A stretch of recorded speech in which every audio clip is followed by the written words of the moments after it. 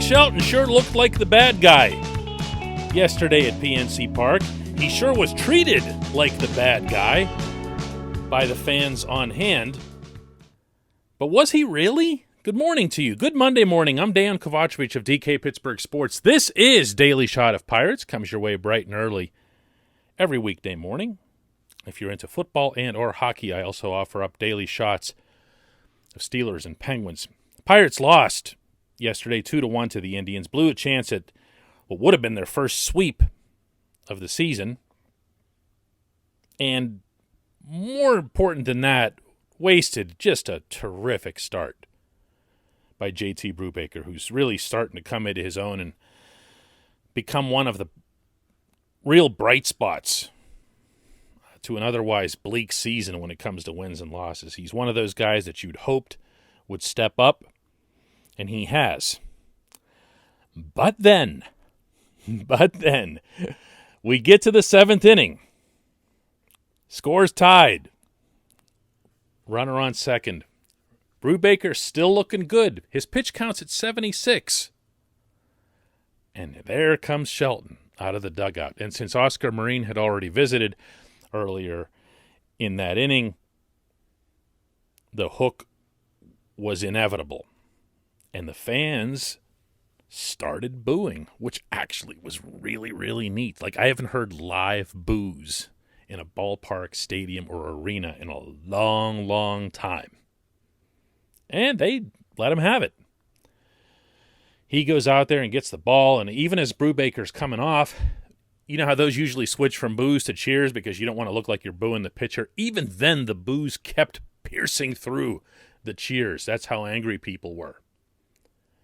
Sure enough, Chasen Shreve comes out, lefty, because Sam Howard had gone on the IL earlier in the day. This was a distant second option for your lefty. Shelton wanted to go left-left against Justin Naylor. Naylor hits a 7-bouncer that finds a hole, goes through. Cleveland takes the lead. Cleveland wins. Clevelanders go home at least semi-happy, taking 1 out of 3. And the boos came again when that ball went through. So, yeah, it was a lousy loss. Deflated an otherwise upbeat weekend that followed a 10-game losing streak. And it felt like everything just came crashing back down on the team. And it really did feel like it all swung right there with Shelton making a move that really he didn't have to make. I asked Shelton afterward about getting booed, and also within that, since he's done this a lot of late, if he's revisiting some of these decisions since they aren't really working out for him. I do revisit every decision. I think about it after games. I mean, the fact of that response that they're passionate, that's good. I mean, they wanted him to stay in the game. I understand that. I mean, I made the decision that I thought was the best decision for us at the time, but the fact that they're passionate, I love that. You know, the fact they're back in the ballpark, that's great. His explanation was simple. They wanted to go left. He didn't get into whether or not Brubaker was on any kind of pitch count. Brubaker's a couple starts removed from having been shut down for a spell. And actually, Brubaker brought that up himself. I mean, it's the way the game's played. I also believe it is a health situation too. I mean,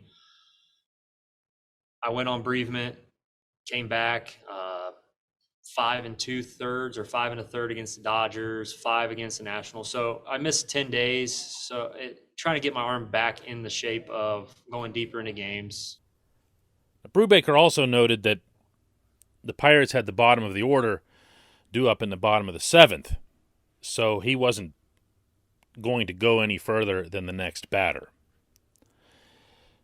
To me,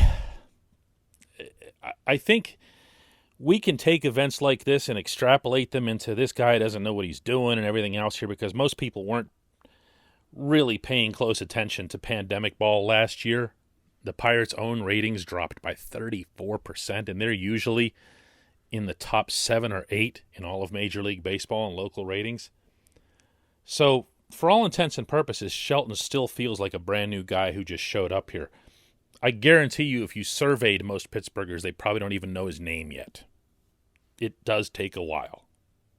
And it takes being invested. And this team obviously hasn't offered a whole heck of a lot for people to get invested in. I do feel as if his hook needs work. I do feel that there is a value in younger, brighter pitchers having that chance to finish that inning off themselves. If I'm Brubaker and I'm out there sweating like crazy, and it was a lot hotter and more uncomfortable in the stadium than the 80-degree temperatures would suggest, I want to finish that. I want that next batter. Not out of any symbolism or anything else, because I've earned it. I've gotten through this whole game. I gave up 3 hits, struck out a career-high 9 batters, and again, pitch count of 76. And you know you're not going to bat. What I do, if I'm the manager, is when I send Oscar Marine out there earlier in that inning, I let him know that. I let him know that I've got his back. I let him know that I'm his manager. I believe in what I'm seeing. I believe in taking care of you. I believe that you're going to get me through this. And if you don't, that's fine too. Because you, the young starting pitcher, maybe the only guy in the rotation who's a part of this franchise's future, you matter to me more than the outcome of this game. Oh, also, you matter to me a hell of a lot more than Jason Shreve or any left-on-left matchup. I'm not sure why this has not been a strong suit for Shelton. I don't know if it's his career having been largely spent in the American League, where pitching changes are handled very, very differently, and always have been, and they always will be for as long as there's a DH in one league and not in the other. But this has been a recurring issue. This was something that last year, especially early in the 2020 season, bit him an awful lot. There's been some really bad starter management, and even worse, at times, bullpen management. Now, any manager will tell you that they're only as smart as their bullpen is effective. And after this game, Shelton was correct to point out that Shreve actually did do his job. Shreve got a slow ground ball.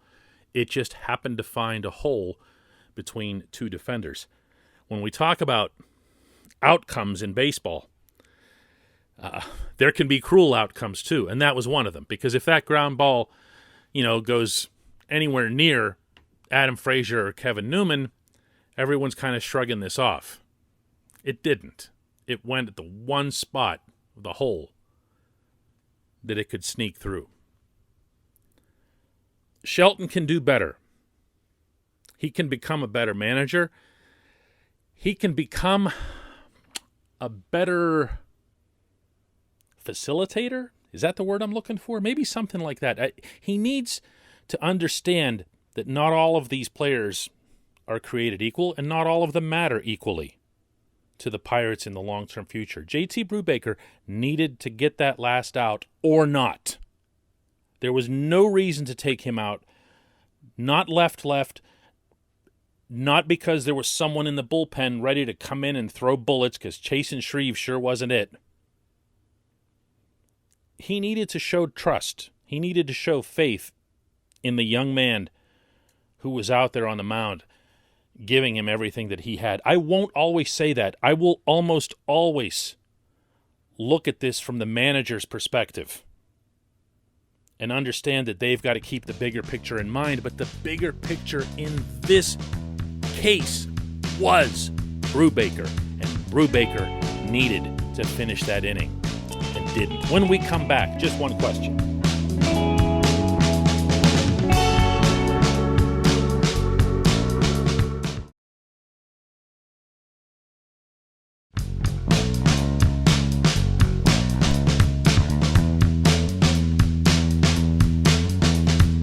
Welcome back. It's time for Just One Question, and that's brought to you always on this program by the good folks at North Shore Tavern, directly across Federal Street from PNC Park.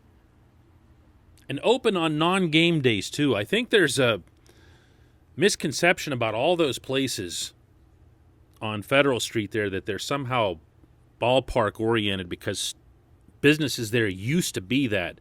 North Shore Tavern and the companion venture, Mike's Beer Bar, are regular old 7-day-a-week businesses, eager for your business,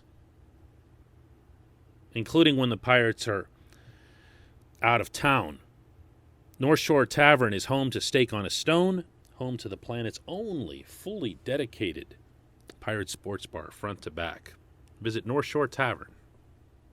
Miguel Lynn has our question, asks, why does Kevin Newman hit so many grounders? I really want him to start hitting hard baseballs because he's a really good shortstop. Well, Miguel, I'm going to take a little bit of exception to the really good shortstop thing. He's really good in terms of not committing errors. When the ball makes its way to him, he's reliable with it. He's also gotten much, much better at throwing, in particular across his body. This weekend I was taking in an infield practice right from the dugout. And boy, just in general, I got to tell you, the Pirates infield has really raised its level defensively.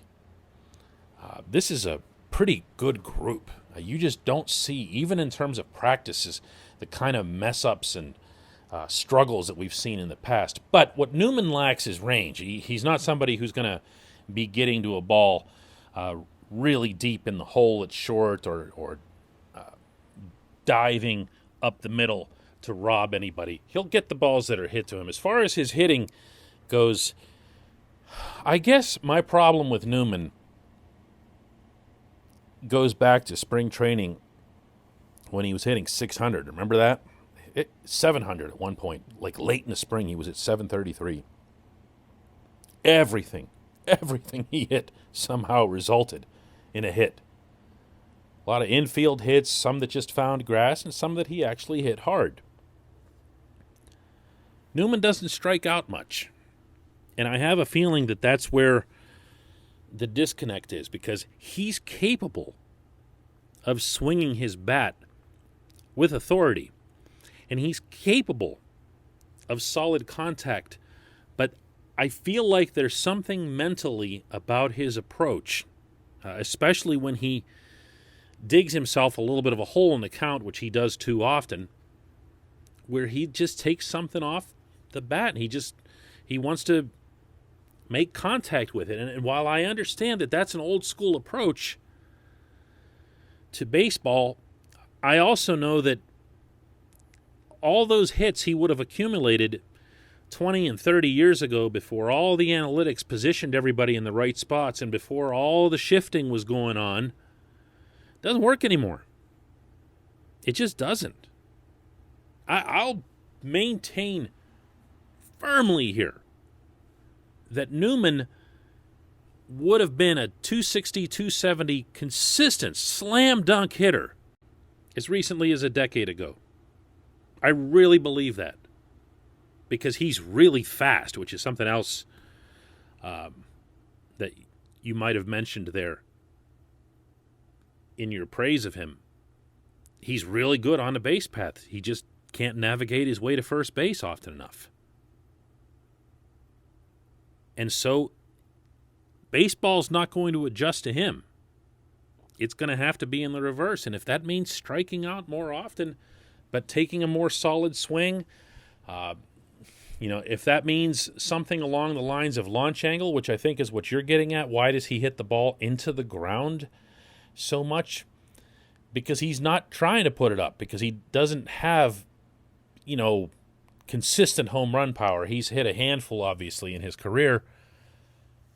But more often than not, when he puts it in the air, it's just going to be a lazy fly ball somewhere. It's a tough spot. I'm glad I'm not his hitting coach. I know that, because this isn't like when you see Brian Reynolds, for example, and occasionally someone will wonder whether or not he's got legit power.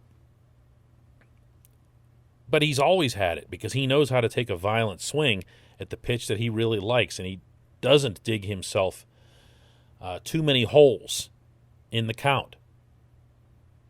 But if you're Newman and you're trying to change something like that at this age, and you got to think he's running out of opportunities. I mean, you got to think that he's only going to get so many more big league at-bats if he's hovering around the Mendoza line the way he still is. It's a tough spot to be in. I appreciate the question. I appreciate everybody listening to Daily Shot of Pirates. We'll do another one tomorrow. Hey everybody, thanks for listening. Please subscribe to our DK Pittsburgh Sports channel, and don't forget to hit the bell to get notified every time we post a new video or podcast.